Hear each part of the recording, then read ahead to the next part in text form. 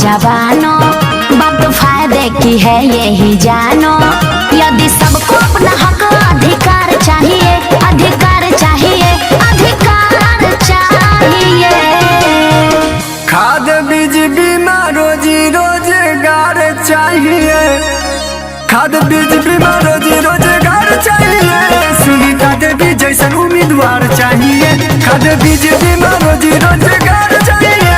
सुनीता देवी जैसन उम्मीदवार चाहिए, खाद बीज बीमा रोजी रोजगार चाहिए।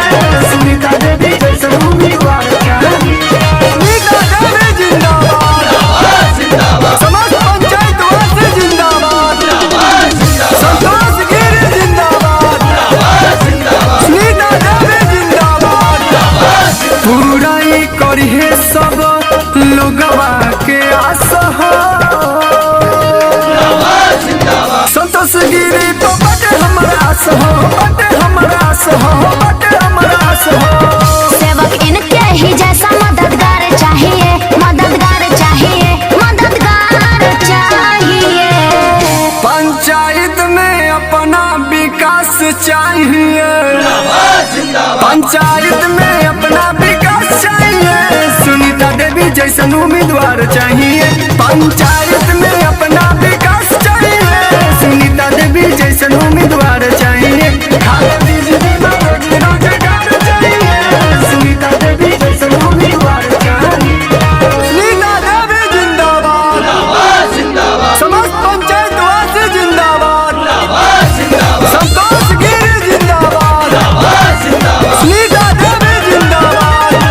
भेद भाव न रखी है, ई करी है सबके काम हो। जिला में रही संतोष गिरी के नाम हो, गिरी के नाम, सुनीता देवी के नाम हो। सबके दिल में बसने वाला दिलदार चाहिए, दिलदार चाहिए, दिलदार चाहिए। खाद बीज बीमा रोजी रोजगार चाहिए, खाद बीज बीमा रोजी रोजगार चाहिए।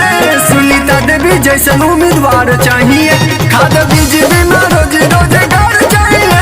संतोष गिरी जैसन उम्मीदवार चाहिए, खाद बीज बीमा रोजी रोजगार चाहिए। सुनीता देवी जैसन उम्मीदवार चाहिए। रिकॉर्डिंग बाय चैन म्यूजिक, छोड़ा दाना।